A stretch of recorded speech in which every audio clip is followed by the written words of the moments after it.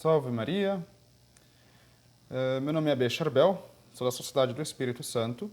Hoje nós faremos uma aula, né, para tentar explicar onde está a verdadeira Igreja Católica.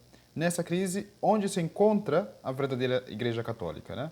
É de fato a Igreja que tem lá a sua hierarquia, a sua oficial hierarquia, né? Ou seja, tem aparentemente um papa, tem os bispos, tem os padres, tudo bonitinho em paróquias, né? Em dioceses, tudo estabelecido, né? Mas que ali, né, de vez em quando nós encontramos algumas coisas estranhas, né? Como defesa, como beijar o Corão, como colocar Buda em cima do sacrário de Nosso Senhor Jesus Cristo, como fizeram no encontro de Assis, né? João Paulo II, enfim, se está aí, né, porque é uma hierarquia estabelecida pelo mesmo Nosso Senhor Jesus Cristo, ou se a Igreja Católica se encontra em uma outra, digamos, perspectiva, né, em um outro estado, né? Nós vemos, se estudamos um pouco de história da Igreja, que durante muito tempo, durante 3 séculos, né, no início da Igreja Católica, a Igreja se refugiou nas catacumbas, né? Ela teve que fazer as suas cerimônias de um modo ilegal, entre aspas, ilegal para o Estado, né? Então, ela já se encontrou nesse período, né? E, bom, e hoje também ela se encontra em uma situação da qual nós olhamos para um lado ou para o outro, nós vemos, bom, mas aqui eles estão dizendo a verdade, mas aqui está a hierarquia verdadeira, né? O que fazemos? O que podemos fazer? Então é isso, nós vamos buscar onde está de fato a verdade, né? Onde está a Igreja, e mostrar com a teologia dogmática, com a teologia da Igreja Católica, provar de fato onde nós podemos seguir um caminho certo, sem erro, sem estar pecando contra o Espírito Santo, ou seja, através da mentira, né? E sem estar desobedecendo às ordens de Deus, né? Pois nós só podemos ser salvos dentro da Igreja Católica, porque Deus fundou a Igreja Católica através de seu Filho, que também é Deus, nosso Senhor Jesus Cristo. Antes de começarmos a aula, vamos pedir ao Espírito Santo que não nos deixe dizer nada que não seja de sua vontade. Em nome do Pai, do Filho e do Espírito Santo. Amém. Vinde, Espírito Santo, enchei os corações dos vossos fiéis e acende neles o fogo do vosso amor. Enviai, Senhor, o vosso Espírito, e tudo será criado e renovareis a face da terra. Oremos. Ó Deus, que instruíste os corações dos vossos fiéis, com as luzes do Espírito Santo, fazei que apreciemos retamente todas as coisas segundo o mesmo Espírito e gozemos sempre de suas consolações. Por Cristo nosso Senhor. Amém. Nossa Senhora de Fátima, rogai por nós. Em nome do Pai, do Filho e do Espírito Santo. Amém. Perfeito. Agora vamos dar início o que é mais propriamente a aula.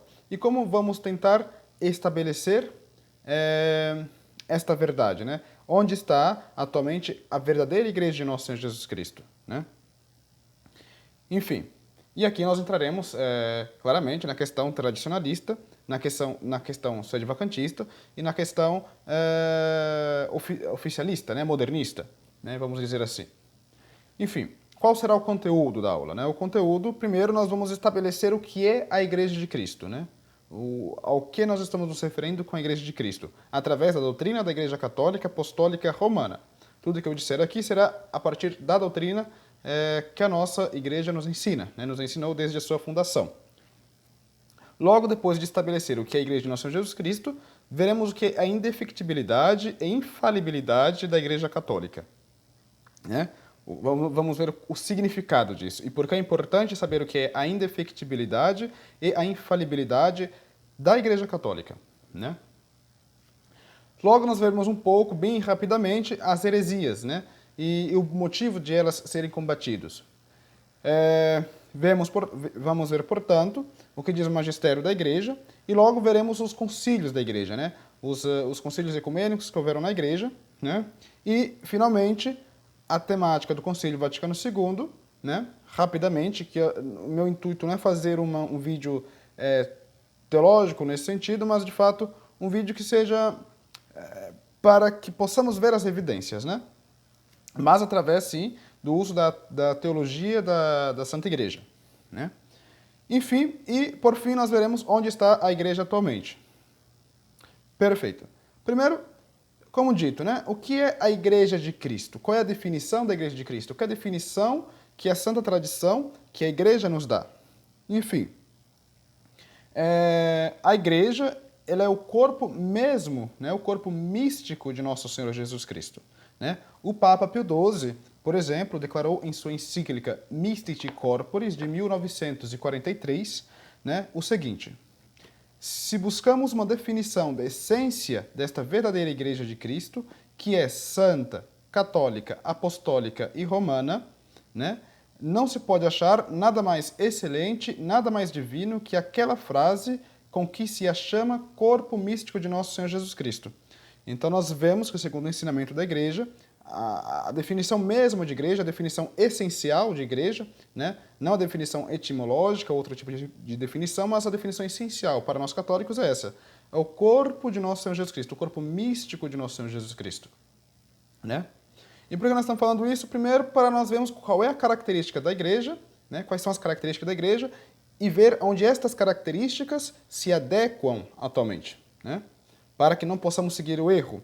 E depois desse vídeo, bom, cada um vai tirar suas conclusões, né? Mas espero que fique claro o que a igreja nos ensina, pelo menos. Portanto, vimos que a definição essencial da igreja é o corpo místico de Nosso Senhor Jesus Cristo.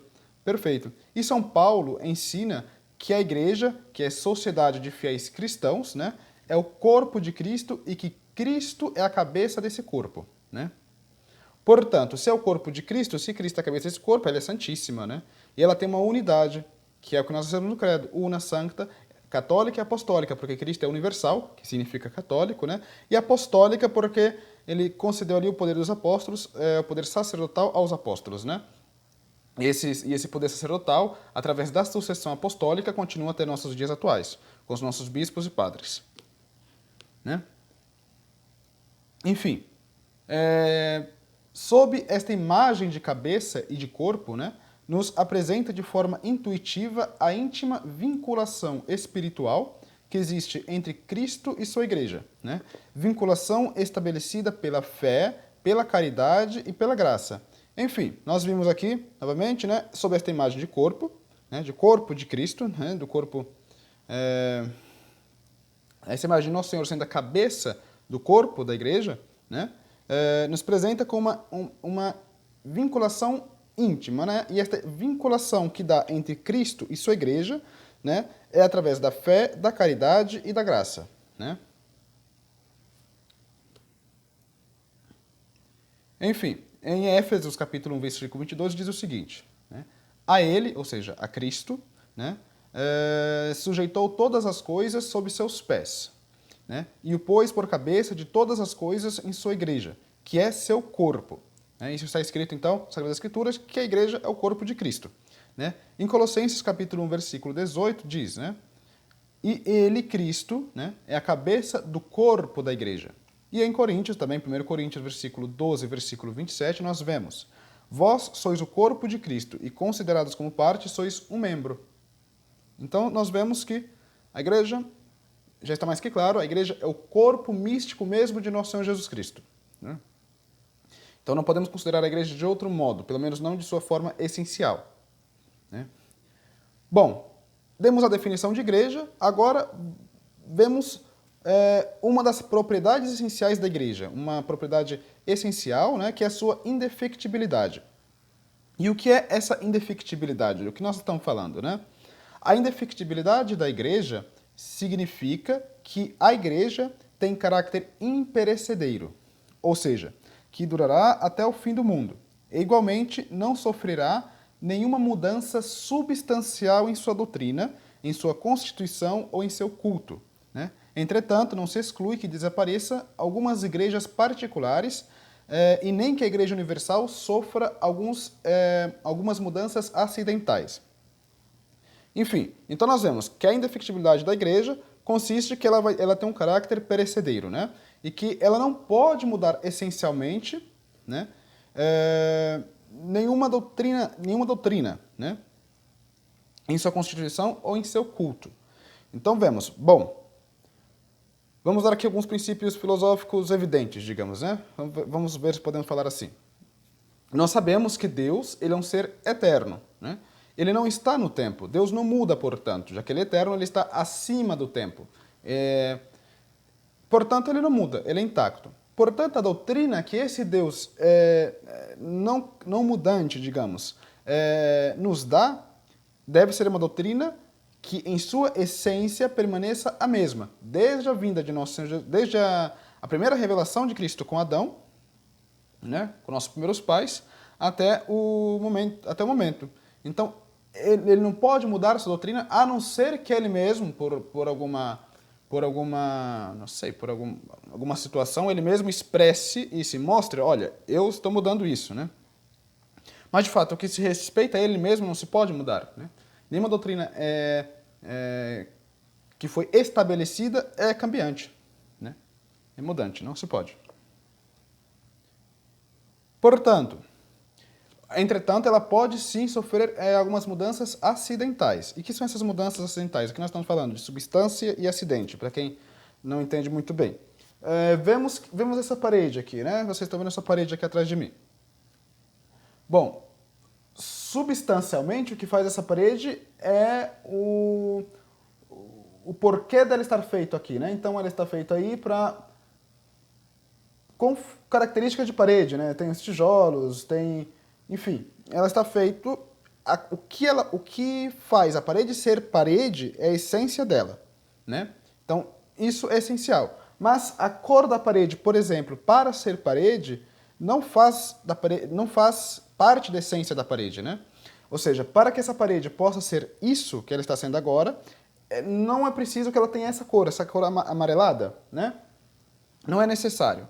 Se ela tivesse uma cor azul, ou branca, ou outra cor, seria uma parede ainda, continuaria sendo uma parede, né? Então, essa cor da parede é uma mudança acidental e não substancial. Essa mudança acidental é um atributo para a parede, né?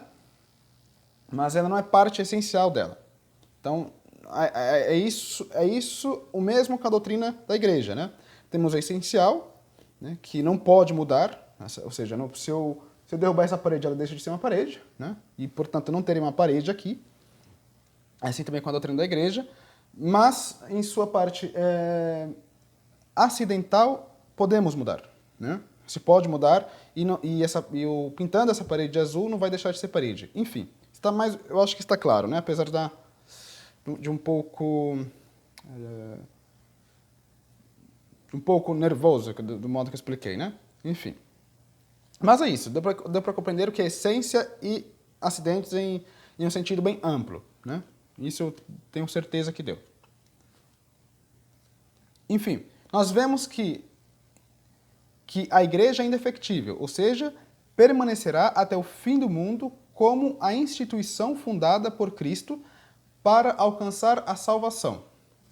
Isso tudo que eu estou explicando está em manuais de teologia dogmática anteriores ao Concílio Vaticano II, né, até Pio XII. Bom, o Concílio do Vaticano atribui à Igreja uma estabilidade invicta, né? Invicta stabilitas, né? Denzigen, 1794, e diz dela que, edificada sobre uma pedra, subsistirá firme até o fim dos tempos. Ad finem seculorum usque firme stabit, em Denzigen, 1824. Né?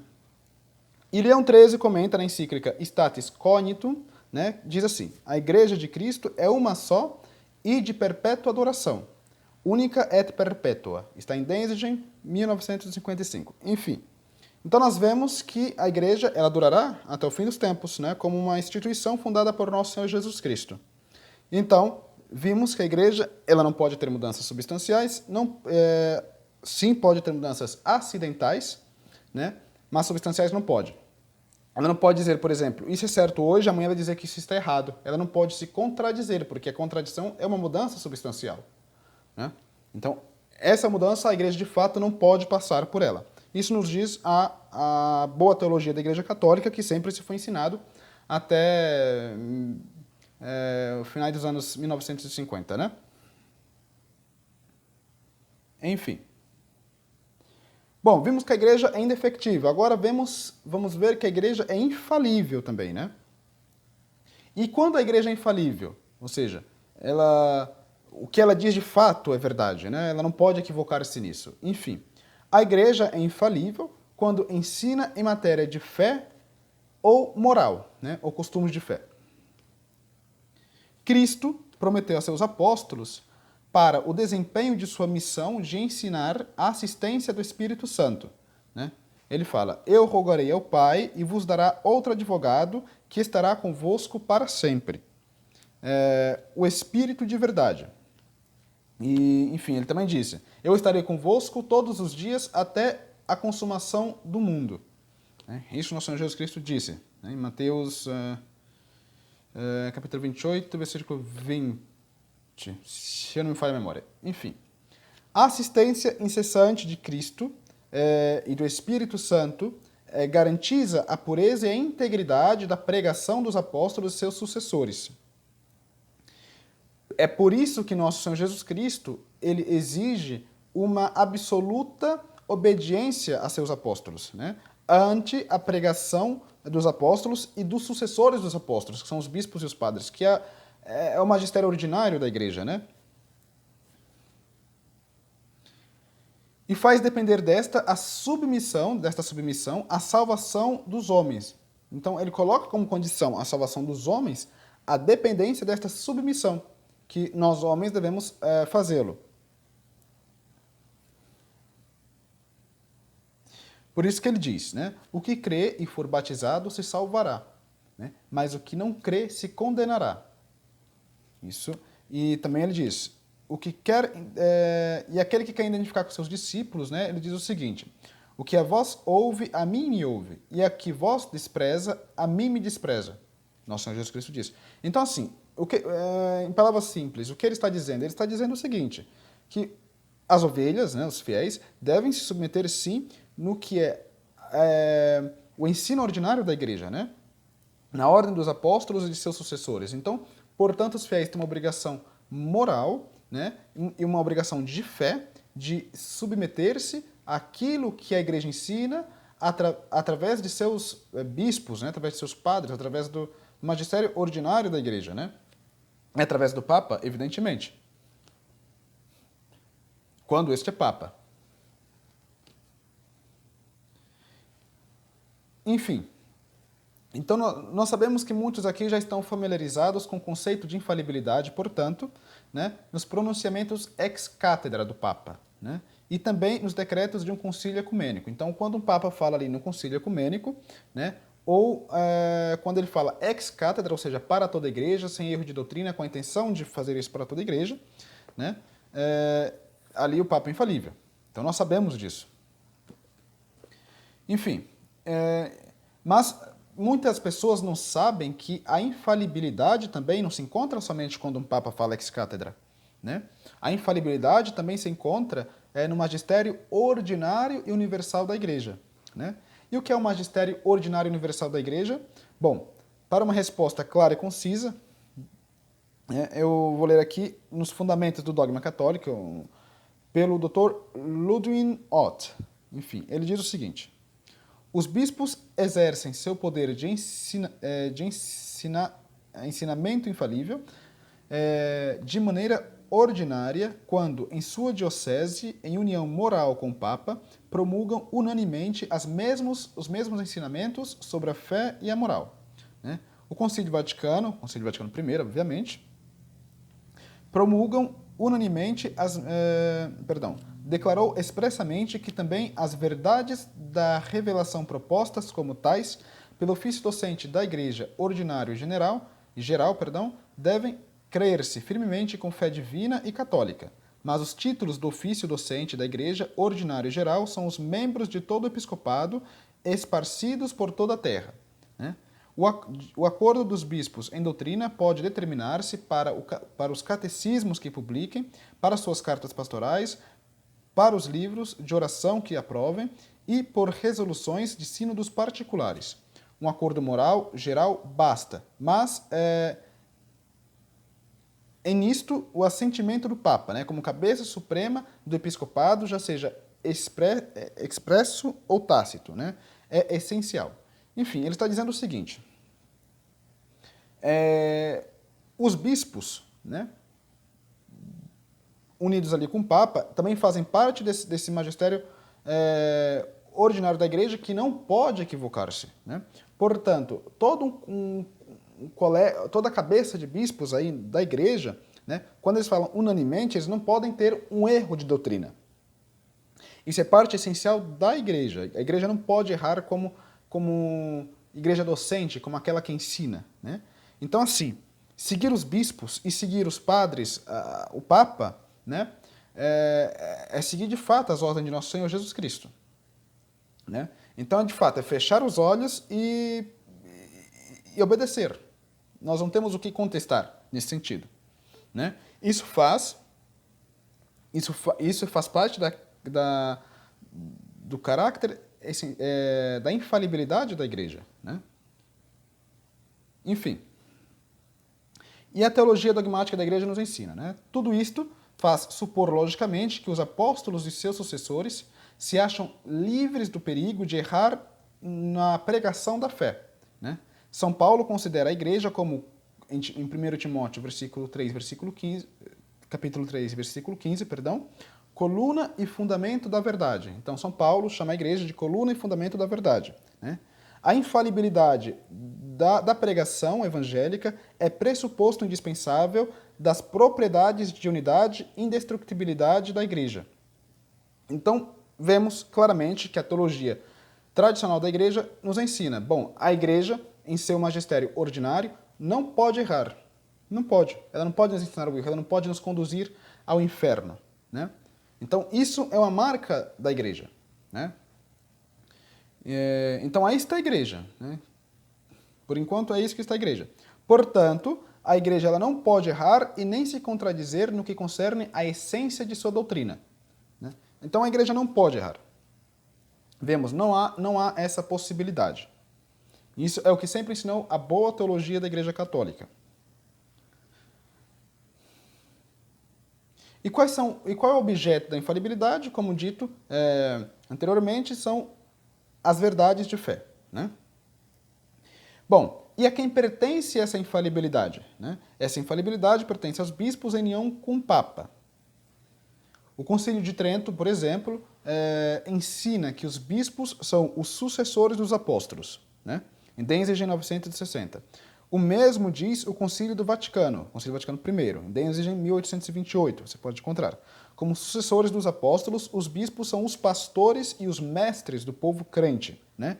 Denzigen 1821. Eu estou fazendo aqui essas citas, né? Eu estou falando as citações onde você pode encontrar, porque muitas pessoas me perguntam, né, e desconfiam ali, será que ele está dizendo a verdade? Então, parece ser necessário fazer estas citações.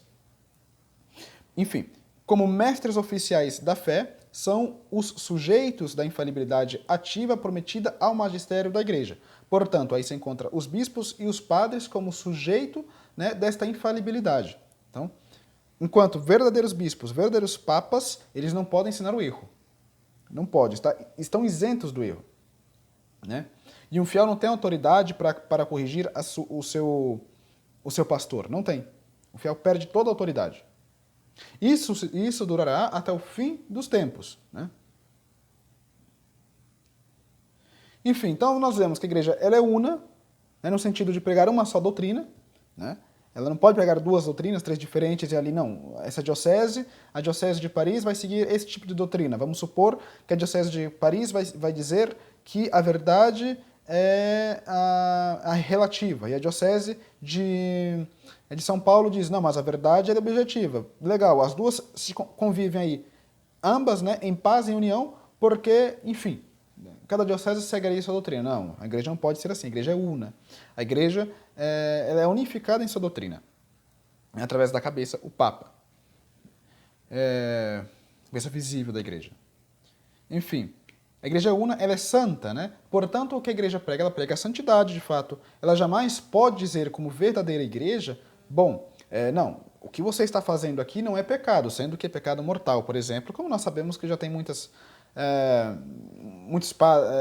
padres aí que dizem que muitas coisas não é pecado, né? Enfim, a Igreja ela é santa, ela não pode pregar outra coisa que não seja a santidade. Se ela estiver pregando alguma coisa contrária à santidade, a natureza mesma da santidade, então, bom, aí não está a nota da igreja e você não pode confiar nessa parte da igreja. Isso nos diz a teologia dogmática, a simples teologia dogmática. Não estou inventando doutrina. Então, de fato, é ser fiel à igreja, porque a igreja não vai nos ensinar a ir para o inferno. Pelo contrário, ela vai nos ensinar a ir para o céu. Né? Então, vimos que ela é una, santa, ela é católica, ou seja, ela é universal. Né? Ela está aí, de fato, para salvar as almas. Né? Ela quer salvar todas as almas, independentemente de onde elas estiverem, de qual situação elas estejam. Né? A igreja, ela quer salvar as almas. Por isso por isso que nós queremos que os muçulmanos se convertam, que os judeus se convertam, que todos os protestantes, os hereges se convertam, para que possam ser salvos, porque extra ecclesia nulla salus, ou seja, fora da igreja não há salvação. Né? Então nós desejamos e nós trabalhamos para isso, para que todas as pessoas tenham a possibilidade de ser salvas. Né? Então essa é a missão da igreja. Então ela é una, santa, católica e apostólica, ou seja, ela tem a sucessão dos apóstolos, ela tem a sucessão apostólica. Né? E ali é reunido com sua cabeça visível, que é o Papa, vigário de Cristo na Terra. Então ela não pode ensinar alguma coisa que seja contrária à santidade. Né? E é por isso mesmo que a igreja sempre combateu, por exemplo, as heresias. Né? E o que são as heresias? Bom, etimologicamente falando, a palavra que provém do grego, né, airesis, né, que significa eleição. Então, heresias é aquilo que eu posso eleger. Né? Então, para a igreja, o que é heresia? A heresia para a igreja é a negação pertinaz, depois do batismo, né, de uma verdade que se deve crer. Né? Isto é a heresia para a igreja. Né? E quem comete o pecado da heresia, comete também um pecado contra o Espírito Santo. Né? Que é um dos pecados contra o Espírito Santo, seria justamente o negar a verdade conhecida como tal. Né? E, portanto, quem comete esse pecado, né, o pecado da heresia, se coloca fora do corpo de nosso Senhor Jesus Cristo, do corpo místico de nosso Senhor Jesus Cristo. Por quê? Porque a igreja não pode pregar outra coisa que não seja a verdade. Né? Então, um herege não é católico, não faz parte da igreja católica, ele está de fato fora da igreja católica. A heresia exclui a pessoa do corpo de nosso Senhor Jesus Cristo. Enfim, então nós vemos que durante a história da igreja, né, quem estuda ali desde os primeiros séculos até os dias atuais, nós vemos que apareceram muitas heresias. Né? Posso dar o nome aqui de algumas: do docetismo, o simonianismo, o gnosticismo, né? O sabelianismo, o arianismo, o donatismo, enfim, o iconoclastismo, né? os iconoclastas, enfim, o protestantismo. Todas essas são heresias que fizeram os seus crentes, né? Aqueles que criam essas heresias e as espalhavam, fizeram ficar fora do corpo místico de nosso Senhor Jesus Cristo. Portanto, estão fora da igreja. E a heresia desliga qualquer pessoa fora da igreja. Né? Um herege não pode ser católico. Por isso que é tão importante estudar sobre as heresias e combater as heresias. Né? Mais recentemente temos algumas outras heresias, né? Como o calvinismo, o luteranismo, o jansenismo e o modernismo. O modernismo, inclusive, ele foi condenado pela igreja, pelo magistério da igreja. Né? Podemos ali, por exemplo, identificar a Pascendi Dominici Gregis, né, que é uma encíclica de São Pio X, que ele condena ali enfaticamente a heresia do modernismo, e ele dá todas as suas características, né, tanto na filosofia, como na teologia, na história, né, enfim, em todos os âmbitos que nós podemos conhecer. São Pio X condena a heresia do modernismo, que é uma heresia grave, e ele denuncia de fato com muita veemência, né, a heresia do modernismo. Enfim, e como nós dissemos, o efeito da heresia, né, é separar-se do corpo místico de Cristo, né, ou seja, da Igreja Católica. Então já ficamos claros, nós vimos que a Igreja não pode ensinar o erro, nós vimos que a Igreja perdurará até o fim dos séculos, né, nós vimos o que é o magistério ordinário, né, o magistério extraordinário, né, quando o Papa fala ali ex cátedra, e quando a igreja nos ensina através do corpo de bispos, certas verdades que nós devemos crer, né? E que nós não podemos colocar objeções a essas verdades. De fato, nós devemos crer nas verdades como o próprio nosso Jesus Cristo estivesse nos ensinando pessoalmente ali. É isso, a igreja é isso, a igreja é infalível nesse sentido e é indefectível nesse sentido, né? Ela não pode nos ensinar o erro. Bom, e nós vimos aqui que na igreja, né, houveram concílios válidos, né? 20 concílios ecumênicos válidos, desde o concílio de Nicéia, que foi em 325, até o concílio Vaticano I. Né? Estes foram os concílios da igreja, né? E houve o Vaticano II também. Né? Nós estamos falando de concílios válidos, depois nós entraremos na problemática do concílio Vaticano II. Né? E quando um concílio é convocado? Né? O concílio ele é quase sempre convocado para condenar os erros da época. Desde o início da cristandade, sempre foi muito claro que a tradição é uma das fontes da revelação. Né? E no começo da igreja, principalmente, muito mais eficiente de ser divulgado do que as escrituras. Né? Então se usava muito mais a tradição da igreja que as escrituras. E quando havia alguma desavença ali contra alguma doutrina da igreja, se convocava um concílio para determinar, não, é assim, porque os santos padres, porque os apóstolos, porque nosso Senhor Jesus Cristo ensinou desse modo. E condenava, portanto, a proposição contrária à verdade. Né? Então, por isso que sempre houveram os concílios na Igreja Católica.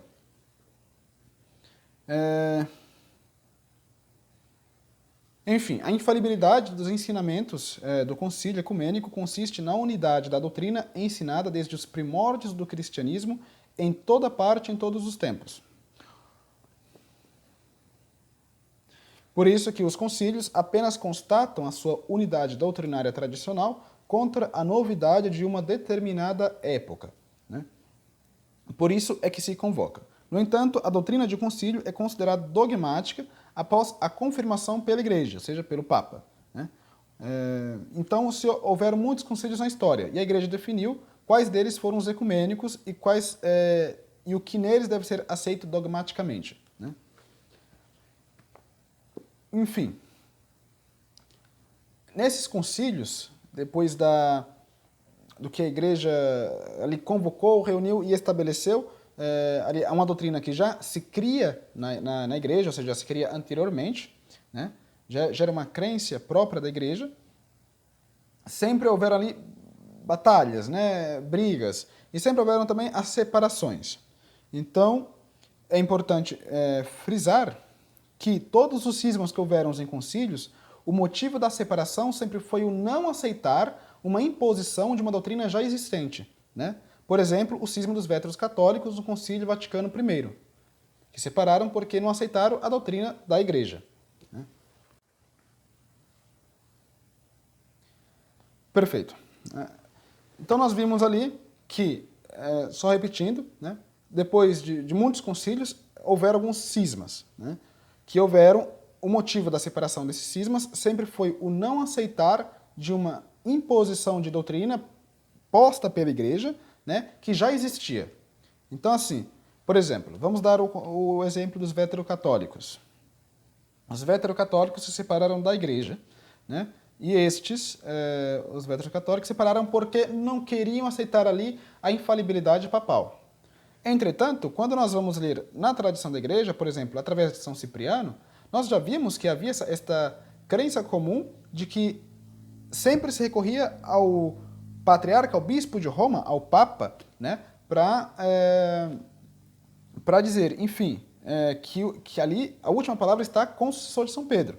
E, ademais, nosso Senhor Jesus Cristo disse a Pedro, tu és Pedro, e sobre esta pedra edificarei a minha igreja, e as portas do inferno não a vencerão. E eu te darei a chave do reino dos céus. Né?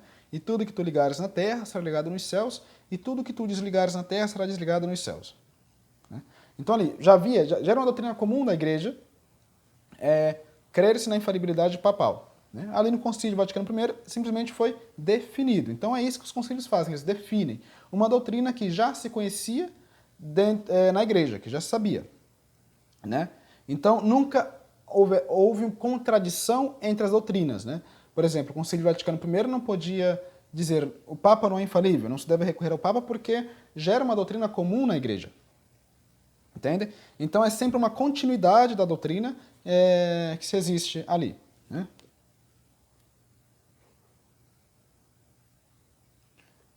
Enfim, nenhum concílio, entretanto, ele pode contradizer, como dito, uma doutrina essencial exposta anteriormente pela mesma igreja. Né? Ele apenas reafirma a doutrina precedente. Portanto, o concílio ele não vai dizer, olha, bom, parece que Cristo não é Deus. Né? Vamos definir aqui no Concílio Vaticano 34 que Cristo não é Deus. Ele não pode fazer isso. Se um concílio fizesse isso, ele seria considerado como inválido. Né? Não pode mesmo. O concílio católico, da Igreja Católica, não pode. Porque a Igreja Católica é a igreja fundada por nosso Senhor Jesus Cristo. Entretanto, né, agora que nós vamos entrar, já houve, por exemplo, sínodos na Igreja Católica que foram considerados como nulos, né, como sem efeitos. Como, por exemplo, o sínodo de Pistoia, né, que parece que faltou ali uma palavrinha, que era a palavra da transubstanciação, né, se eu não me engano, se eu não estiver fazendo confusão com outro concílio, e por isso ele foi anulado. Né. Então nós vemos que houveram já concílios anulados pela Igreja. Né? O Concílio Vaticano II e a Igreja Conciliar, por exemplo, eles se contradizeram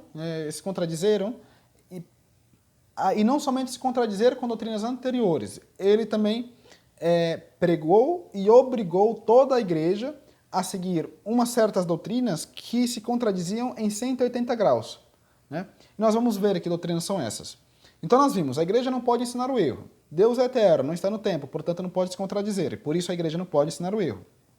Né? Portanto, nós devemos seguir os nossos pastores e os nossos legítimos pastores como se fossem mesmo a voz do doce Cristo. Né? Com amabilidade e com humildade. Nós não podemos não seguir, não temos esse direito. Né? Porque eles pregam sempre a verdade. Um ou outro, em uma doutrina ou outra, pode, às vezes, errar, né? Mas aí a doutrina da igreja, a autoridade da igreja, os corrige. Né?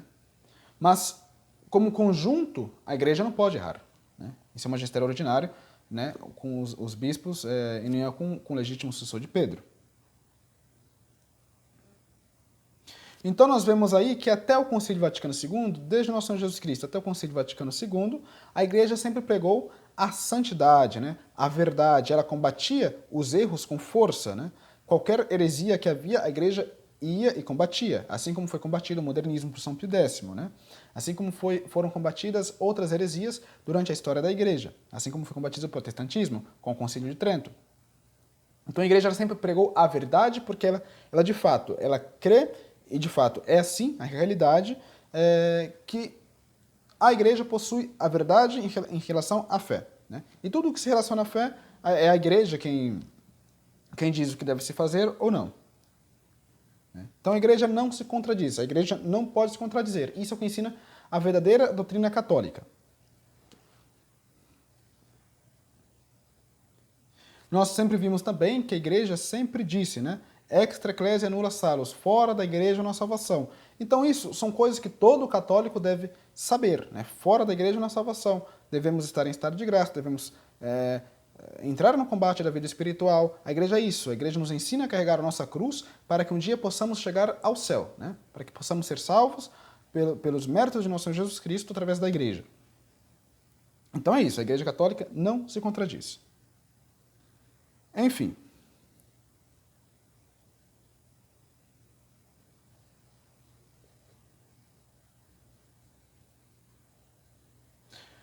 Na Mortalio Animus, né, de Pio IX, nós vemos que a tradição da igreja não é passível de alguma contradição. Isso foi declarado por Pio IX, por exemplo. Mas já era a doutrina comum da igreja. Né? No documento, agora nós vemos aqui que no documento Redintegratio Unitatis, né, do Concílio Vaticano II, o qual ensina que as religiões não católicas são meios de salvação, né, contradiz a doutrina da igreja que diz extra ecclesia nulla salus, né? Então, assim, se fora da igreja não há salvação, portanto, as outras religiões não podem ser meios de salvação, meios legítimos de salvação, assim como diz a Redintegratio Unitatis, do Concílio Vaticano II. Então, nós vemos aí que é uma contradição frontal de 180 graus com o que a igreja ensinava anteriormente ao que a igreja ensina atualmente, né? O Concílio Vaticano II ensina atualmente. Esta doutrina herética, né, foi mais tarde enfatizada na Catequese Tradende, de João Paulo II. Né? Esta asseveração é diretamente contrária à doutrina referente a que fora da igreja na salvação, ao qual o Papa Pio IX chamou um bem conhecido dogma católico. Né? Ambas as noções e práticas do ecumenismo foram condenadas pelo Papa Pio IX na encíclica Mortalium Animus, de 1928. Perfeito. Então, já estamos entrando aqui na problemática do Vaticano II. Bom, nós vemos ali, isso aqui é uma análise objetiva, não é que eu estou puxando para o meu lado. Nós vemos, bom, antes a igreja ensinava extra ecclesia nulla salus. Agora, na Redintegratio Unitatis, se ensina que as outras religiões também são meios de salvação, quando não são. Né? Ninguém pode salvar por causa de uma outra religião. Né? Só há salvação por causa da Igreja Católica. Né? Isso quer dizer que uma pessoa que está lá no Oriente e não conhece a Igreja Católica, está frequentando uma cismática, não pode salvar? Ela pode salvar. Mas ela pode salvar porque é apesar da religião má que ela está fazendo parte. Entende? Não é por causa da religião má. Então, fora da igreja não há salvação. E como seria essa salvação dessa pessoa que está vivendo no Oriente e não conhece a Igreja Católica, por exemplo? É porque, bom, talvez por sua ignorância, ela esteja ali pertencendo ao coração da igreja, né? A alma da igreja. Então, através disso, mas pela Igreja Católica Apostólica Romana, ela poderá salvar. Mas jamais, jamais a igreja ensinou que alguma outra religião é fonte de salvação. Não pode. Toda salvação provém de nosso Senhor Jesus Cristo, que, portanto, provém do seu corpo místico, que é a Igreja Católica Apostólica Romana.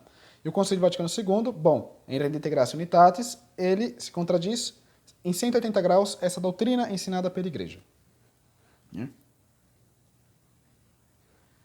Bom, nós vemos uma outra verdade, né, que somente a verdadeira religião é querida por Deus e tem direito à liberdade. Né? É uma verdade que a Igreja sempre ensinou. As outras podem ser toleradas para evitar um mal maior, mas jamais se pode conceder por princípio a liberdade às outras religiões. Né? Isso é o que diz, pelo menos, em Libertas Praestantissimum, de Leão XIII. Né? Enfim. Mas nós vemos, por exemplo, que na Dignitatis Humanae, do Concílio Vaticano II, né, o qual quase palavra por palavra afirma a mesma doutrina que foi condenada pelo Papa Pio VII na Postam Diuturnas, né, e pelo Papa Gregório XVI em Mirare Vos, e pelo Papa Pio IX em Conta Curas, e pelo Papa Leão XIII em Libertas Praestantissimum. Né? O ensinamento do Concílio Vaticano II, referente à liberdade religiosa, também contradiz a realeza social de nosso Senhor Jesus Cristo, né? Tal como se expressa em Quas Primas, do Papa Pio XI, e assim como a constante atitude e prática da Igreja ao que concerne a sociedade civil. Enfim. Então, se vocês peguem lá, Dignitatis Humanae, ele vai em 180 graus, né, do Concílio Vaticano II, com os documentos dos papas mencionados, de Pio IX, de Pio VII, de Leão XIII, né, sobre o mesmo tema. Na Quas Primas, de Pio XI. Né? Então, há uma contradição. Então já vimos que há duas contradições aí, já algumas contradições. Né? Então ele entra, de fato, ele dá um favorecer às outras religiões e agora ele dá liberdade para as outras religiões como princípio. Né? Coisa que a igreja não pode pregar, porque a verdade não pode andar com a mentira. Né? A verdade está na Igreja Católica. Então nós vemos ali que já tem algumas contradições. Enfim, vamos ver outras contradições, rapidamente. Sempre se disse que somente os católicos podem receber os sacramentos na Igreja Católica, né? Para receber os sacramentos na Igreja Católica, deve-se ser católico. Isso é um princípio evidente. Enfim, mas no Código de Direito Canônico de 1983, né, da Igreja, depois do Concílio Vaticano II, né, tem práticas sancionadas, como, por exemplo, que um não católico que tem ali, faz parte de outra comunidade eclesial, né, ou seja, como os cismáticos ortodoxos, possam receber a Eucaristia na igreja Católica, né? O que é uma heresia também. Porque se nós estamos formalmente fazendo parte de um cisma, nós estamos em pecado mortal. Né? Ou seja, se eu faço parte da igreja veterocatólica, eu estou em pecado mortal, se eu sei disso, claro. Né? E porque eu não estou sendo católico. Então eu não posso receber a Eucaristia em pecado mortal. Mas o Código de Direito Canônico de 1983 permite que as pessoas de outras religiões recebam a Eucaristia, recebam os sacramentos pela Igreja Católica sem que elas se convertam para a Igreja Católica. Há uma contradição aí. Então nós já vemos que está havendo várias contradições, né? Isso é o Concílio Vaticano II. Né? Enfim, e também temos o problema da Missa Nova. Né? Nós vemos que a Missa Nova ela é uma imagem de fato, da contradição que o Vaticano II prega, né? que a Igreja, a partir do Concílio Vaticano II, está pregando. Né? Então, nós vimos, por exemplo, que a composição da Missa Nova, né? da missa dita em português, foi composta com o explícito propósito de fazer uma liturgia mais ecumênica. Isso não sou eu que estou dizendo, isso você pode pegar ali os documentos quando foi feita a Missa Nova por Monsenhor Bugrini, né? E ver ali que ela foi feita, de fato, com esse propósito. Né? Enfim, agradando, por exemplo, aos protestantes, despojando-a das verdades católicas concernente ao sacerdócio, o santo sacrifício da missa, a presença real de Cristo na Santa Eucaristia. Né? Ademais, ela foi composta com a ajuda de pastores protestantes, mesmo que eles digam, não, eles estão ali sob servanda, sabemos que, se você ler um pouquinho ali vamos supor, o Concílio do Papa João, do Michael Davis, por exemplo, nós vemos ali documentos que comprovam que a Missa Nova foi feita com a ajuda de pastores protestantes. Né? E ali também o real significado da Eucaristia, porque quando nós estamos aqui na Missa Antiga, né, estudando a teologia, a filosofia, tudo que a Igreja nos ensinou sempre, nós vemos que a Eucaristia é o mesmo corpo de Cristo, e nós reafirmamos, afirmamos e não duvidamos disso. Né? Já na Igreja Nova, depois do Concílio Vaticano II, ali se diz que é um símbolo, né? É a ceia do Senhor, não sei, para que os pobres tenham pão. E todas essas interpretações estranhíssimas ao vocabulário católico, né? Ao vocabulário desde Cristo até o Concílio Vaticano II. Né? Enfim. Também se eliminou ali muitas orações que seriam ofensivas para os hereges, né? Ali, por exemplo, as orações sobre os judeus, sobre os cismáticos, foi tudo eliminado na Missa Nova. Enquanto na Missa Antiga se preserva isso, né? Se tem isso.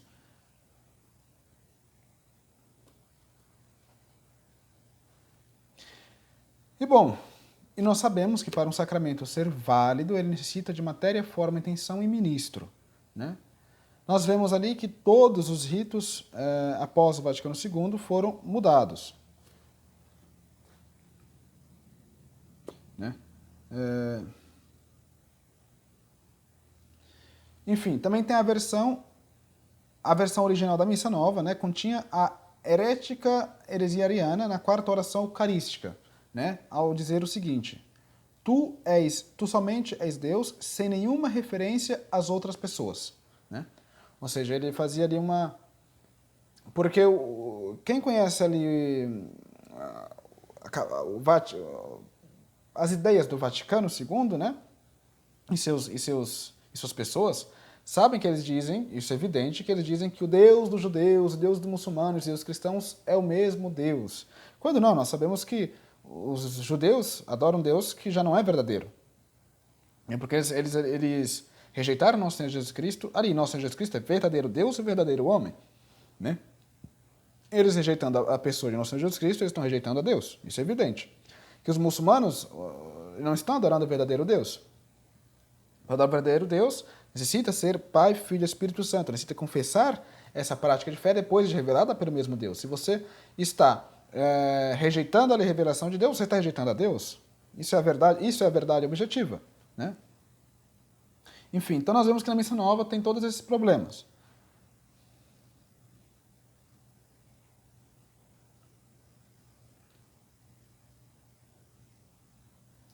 Ademais, o maior problema da Igreja oficial, digamos, né, ali depois do Concílio Vaticano II, rapidamente falando, também houve uma mudança essencial na sagração episcopal. O que é a sagração episcopal?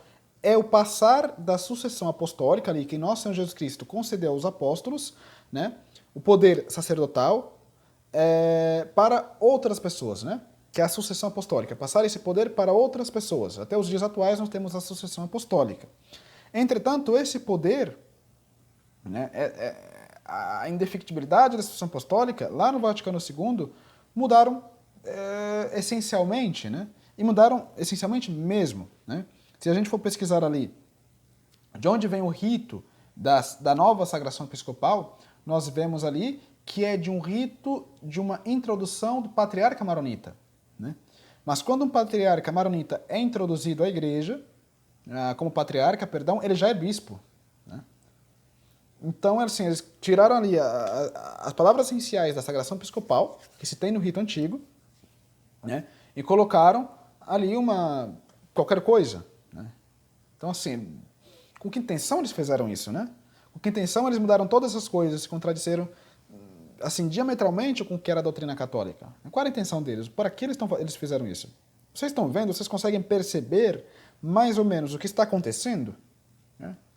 Ora, se a igreja é indefectível, não ensina o erro. Se a igreja é infalível, né, não pode ensinar o erro. É indefectível, ela tem uma unidade na doutrina, ela não pode se contradizer. Por que tem todas essas contradições aí? Sucessão apostólica, pelo menos teologicamente, é impossível dizer que é válida, né? Teologicamente, pela teologia objetiva da igreja, é impossível, né? Então, ali, onde está? Né? Onde está essa santidade? Né? O que eles pregam hoje em dia é viva a vida, o importante é o amor, o importante, né? Todas essas coisas, mas enfim, nós vamos falar disso. E na própria missa eles pregam uma heresia ariana, né? Que tu somente és Deus e sem nenhuma referência às três pessoas, que sempre se deve referir no cânon. Como dizendo que só há Deus Pai ali, entrando ali tanto na mentalidade muçulmana como judia, enfim. E também nós vemos, né, que não é só isso, não é somente essas contradições aí que nós colocamos que existem, mas também a prática, né, da religião, dos adeptos à nova religião, a religião do Concílio Vaticano II, né? Enfim, a heteropraxis, ou seja, a prática heterodoxa, errônea, ou certa, né, de acordo com o Concílio Vaticano II, né, isto confirma a natureza herética do Concílio Vaticano II, né, mediante a comum observação, e práticas da religião do Vaticano II, já seja oficialmente praticada e proclamada por sua hierarquia, ou simplesmente aprovada através de um silêncio a nível universal, né? Esse Vaticano II insertou, de fato, nas instituições da Igreja Católica numa nova religião, e uma religião a qual se pode ver raízes abomináveis, né? Por exemplo, né, os pecados contra o primeiro mandamento de Deus na forma de serviços ecumênicos de todo tipo, né? Bom, se Deus diz para amá-lo, Deus verdadeiramente diz para amá-lo, nós devemos amá-lo através da religião que ele mesmo fundou, né? Não posso praticar aí o ecumenismo com todas as outras pessoas. Pelo menos não na oração, né? Não posso adorar o Deus deles. A gente tem que adorar o nosso Deus, né? E o que foi que o João Paulo II, por exemplo, fez ali no Encontro de Assis? Convocou todas as religiões, preparou uma sala para que todas as religiões pudessem ali adorar cada um o Deus deles, né? E ainda pôde colocar Buda em cima do sacrário de Nosso Senhor Jesus Cristo. Ali, Buda acima de Nosso Senhor Jesus Cristo. Vocês veem a gravidade dessa coisa ou vocês já não conseguem mais ver? Ou já não é mais evidente? Né? Então, se a igreja é santa, ela prega uma doutrina única, ela prega a santidade, e a santidade consiste em amar a Deus sobre todas as coisas, é o verdadeiro Deus e não qualquer Deus, onde está a santidade aí? Né? Enfim, nós vemos também as práticas pastorais aí de certos colégios de bispos aí querendo colocar casamento contra a natura, né? As aberrações litúrgicas raras, que aí, umas danças esquisitas, uns bares na igreja, umas distribuições de biscoitos, né? Onde está a santidade aí? A igreja não pode ensinar o erro, caríssimos. Né? A igreja não pode ensinar o erro.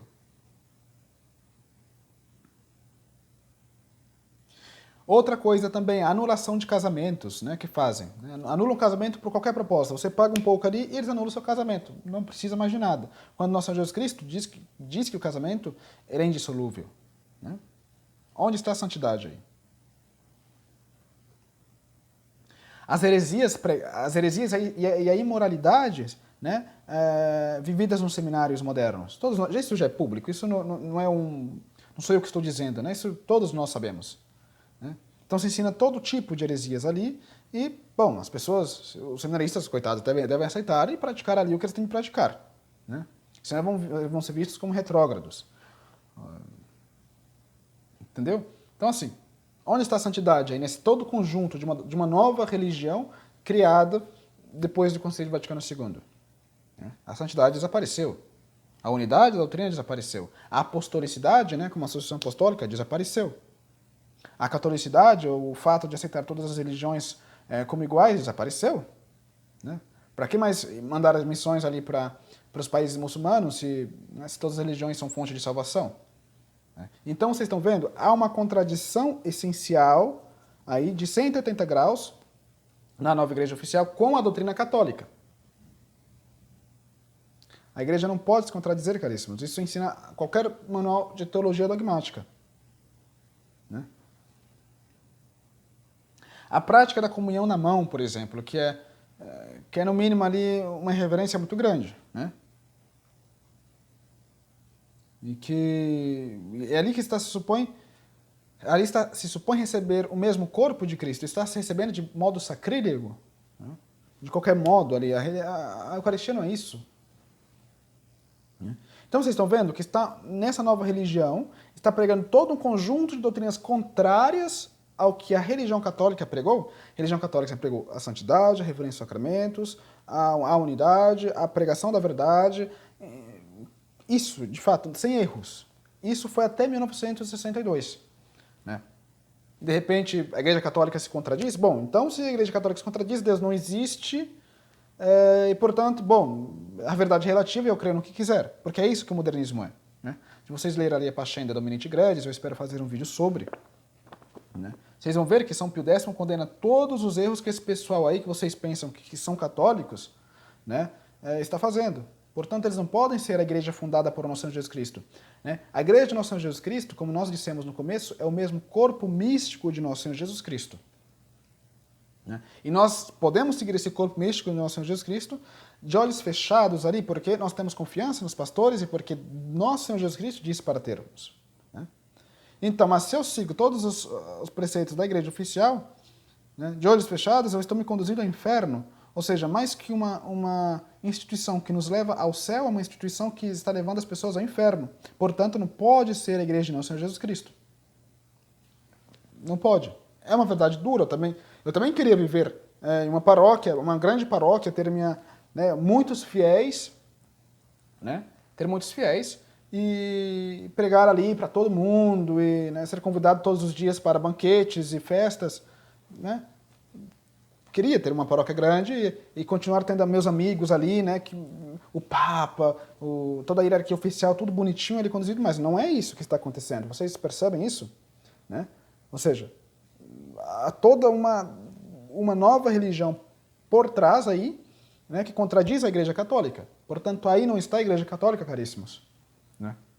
É isso que nos ensina a teologia dogmática da Igreja.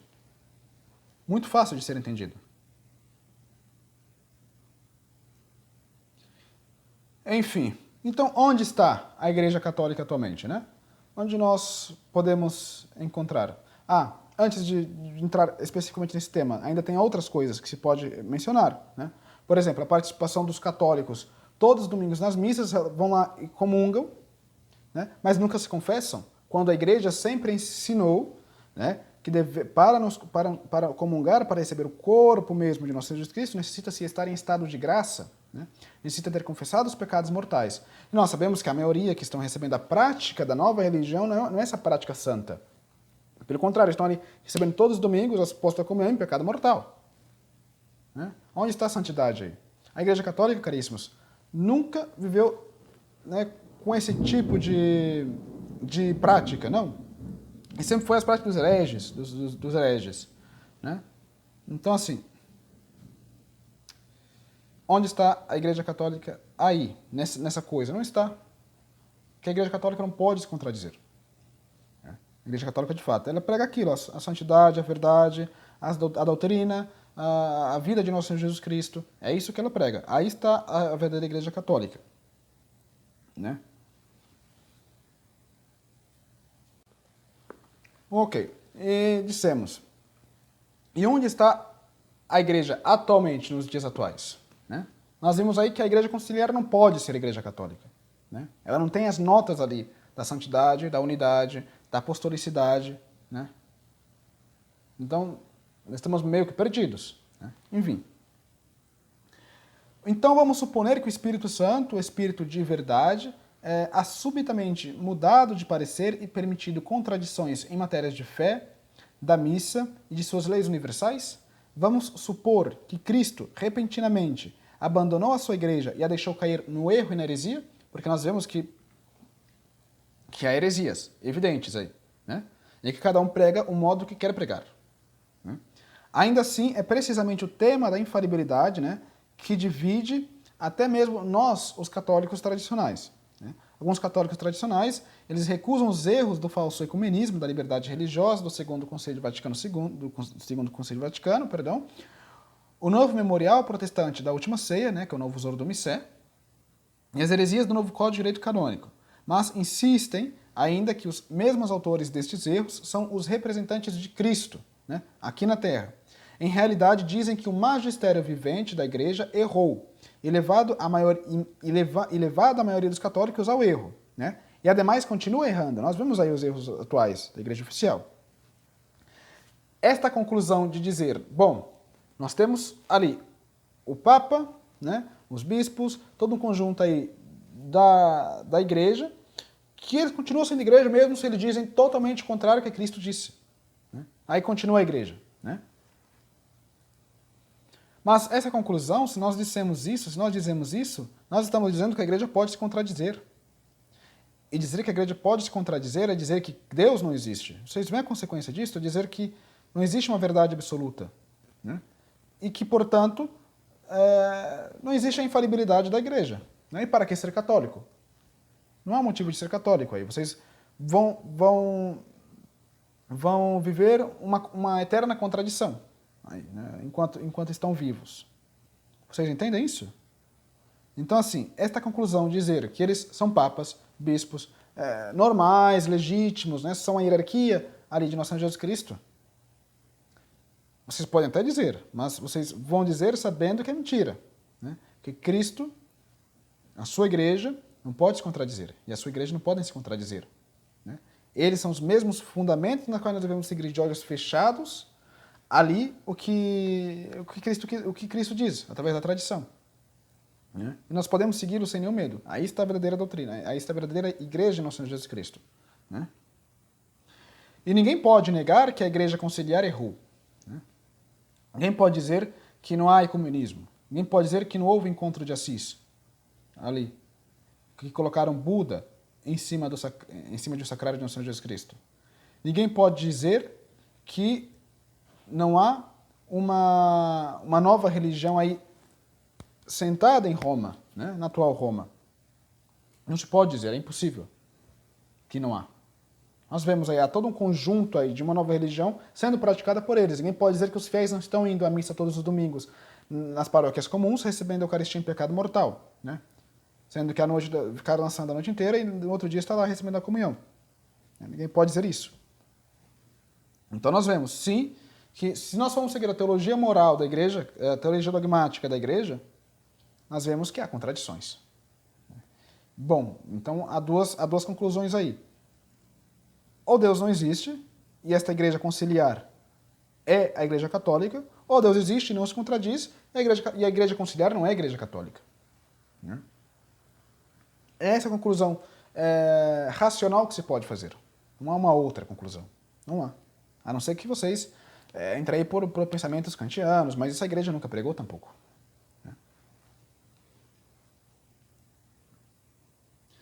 Enfim, ninguém pode dizer que a Igreja Conciliar nunca errou. E não somente na conclusão do Concílio Vaticano II em 1965, senão também nos últimos 50 anos de magistério universal e ordinário, né? Mas claro que a Igreja Católica não errou, porque a Igreja Conciliar não é a Igreja Católica. Simples. Não é. Deus não pode pregar a mentira. Enfim, Leão XIII ensina em Satis Cognitum, né? Cognitum. Se o magistério vivente pudesse de alguma forma equivocar-se, isso ensina um Papa católico, né? Se o magistério vivente pudesse de alguma forma se equivocar, seguiria uma evidente contradição, pois então Deus seria o autor do erro, né? O Concílio Vaticano I também diz, né? Na Constituição Dogmática Pastor Eternus, reafirmou o ensinamento do Quarto Concílio de Constantinopla, dizendo: e sua verdade tem sido provada pelo curso da história, já que na sede apostólica a religião católica sempre se manteve pura, e seu ensinamento santo. E de novo, na mesma Constituição Dogmática, né, na Pastor Eternus, do Concílio Vaticano I, né, diz o seguinte: certamente esta foi a doutrina apostólica que mantiveram todos os pais e que reverenciaram e seguiram os santos doutores ortodoxos. Ortodoxos aqui no sentido de seguir a verdadeira doutrina, não no sentido de fazer parte dos cismáticos ortodoxos, né? Pois claramente compreenderam que esta sé de São Pedro sempre permanece sem mancha e sem erro, né? Então a sé de São Pedro não pode errar. A legítima sé de São Pedro não pode errar.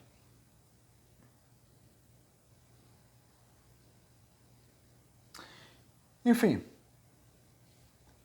então vai haver aqueles que vão continuar ali seguindo sem partido, ali sem tomar um partido, né, digamos um partido, um pé na Igreja Conciliar, um pé na Igreja Católica, um pé na Igreja Conciliar e um pé na Igreja Católica, né, ali andando sempre com uma contradição vivente, né, e sem encontrar, portanto, o objetivo da vida, porque o objetivo da vida, caríssimos, está em amar, servir, conhecer, amar e servir a Deus, né? Esse é o objetivo da vida, a vida de todo homem, para poder ir ao céu, né? Mas nós só podemos amar, servir a Deus, né, através da Igreja Católica, através de nosso Senhor Jesus Cristo, né? Se você está seguindo essa nova religião, né, como você pode amar a Deus ali, seguir a Deus ali, sendo que o que eles estão mandando fazer é o contrário do que nosso Senhor Jesus Cristo mandaram fazer, né?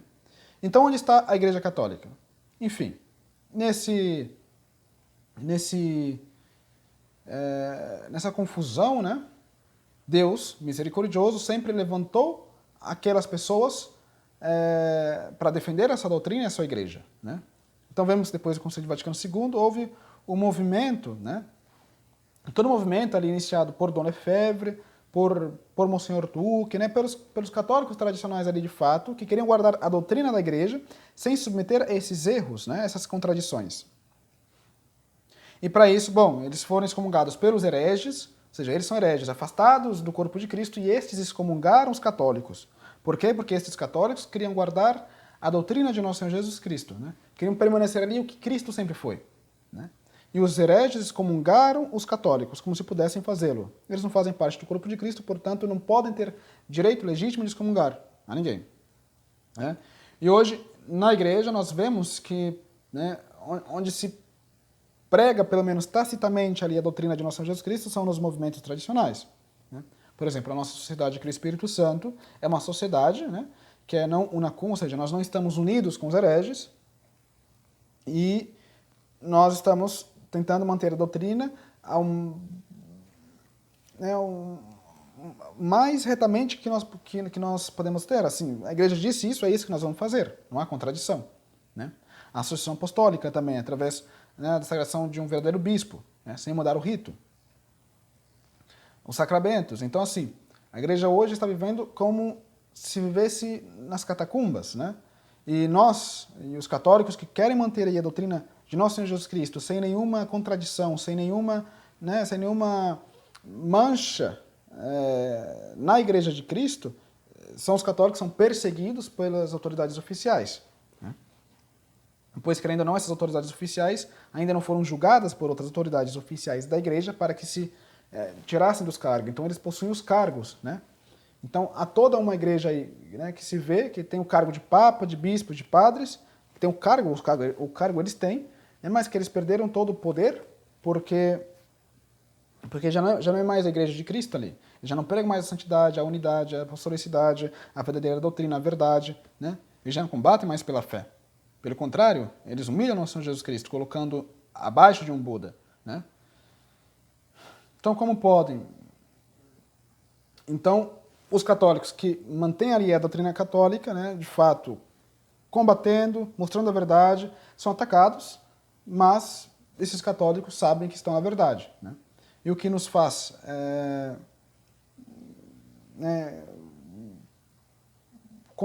continuador desse combate é, de fato, a promessa do nosso Senhor Jesus Cristo, que a sua igreja não seria atacada, né? Não seria passiva de erro. A igreja não pode ser passiva de erro. Então, caríssimos, estamos vivendo uma situação apocalíptica que nosso Senhor Jesus Cristo também disse, né? Referindo-se à sua segunda vinda, né? Sua segunda volta. Acaso encontrarei fé sobre a terra? Né? Então, assim, é analisar o que está acontecendo, onde está a santidade, a verdade, né? Ali, onde está a intenção de manter a verdadeira doutrina, e ver, bom, será que o passo que eu estou seguindo está correto? Né? Será que nosso Senhor Jesus Cristo me quer aqui? Ou me quer ali? Né? Onde está Ele? Onde está a verdade? Quem está pregando a verdade sem medo? Né? Ou bom, se vocês pensarem em fazer parte de uma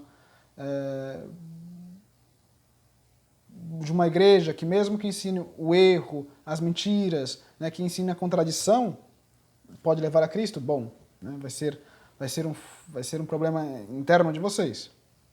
Mas, de fato, devemos analisar, buscarmos o objetivo da vida, que é, de fato, conhecer, amar e servir a Deus e ver, bom, ali está a santidade, ali está a verdade, ali está, né, o combate. Né? Para quem busca, de fato, o sentido da vida, esse é o caminho. Não há um outro caminho. E o sentido da vida do homem é Deus nosso Senhor Jesus Cristo. A salvação é o céu. Esse é o verdadeiro sentido da vida do homem, é isso que nós devemos buscar. Outra coisa não vem de Deus.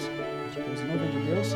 A igreja não nos pode ensinar erro. Como dito, se ela nos ensinasse o erro, ela seria mais do que uma instituição que nos levaria ao céu, seria uma instituição que nos levaria ao inferno. E isso não é possível. O Senhor Jesus Cristo não permite que o seu próprio corpo o leve ao inferno, que o siga. Pois ele mesmo terminou isso. Então, caríssimos, é pensarmos, qual a situação nós estamos vivendo hoje, onde está a verdade, e, bom, com reta intenção seguir a verdade. Apesar das críticas que você pode receber de fora, apesar das críticas de onde quer que elas venham, né? Qualquer que seja a origem dessas críticas, não importa. O que importa é você deve agradar a nosso Senhor Jesus Cristo. E essa deve ser a sua intenção, agradar a nosso Senhor Jesus Cristo completamente, não o que os outros dizem. Os outros dizem não é importante. O que é importante é agradar a nosso Senhor Jesus Cristo, estar sempre pedindo auxílio de nossa Mãe Maria Santíssima, a nosso Senhor Jesus Cristo, para que nós possamos ir ao céu. Esse é o caminho, não há outro caminho. Portanto, caríssimo, muito obrigado por assistir até aqui. Qualquer coisa vocês podem entrar em contato para críticas, sugestões. Vamos usar simplesmente para agradecer ao nosso Senhor por mais uma aula. Em nome do Pai, do Filho e do Espírito Santo. Amém. Ave Maria, cheia de graça, o Senhor é convosco, bendita sois vós entre as mulheres e bendito é o fruto do vosso ventre, Jesus. Santa Maria, Mãe de Deus, rogai por nós pecadores, agora e na hora de nossa morte. Amém. Glória ao Pai, ao Filho e ao Espírito Santo, assim como era no princípio, agora e sempre, por todos os séculos dos séculos. Amém. Nossa Senhora de Fátima, rogai por nós. Em nome do Pai, do Filho e do Espírito Santo. Amém. Salve Maria e até a próxima.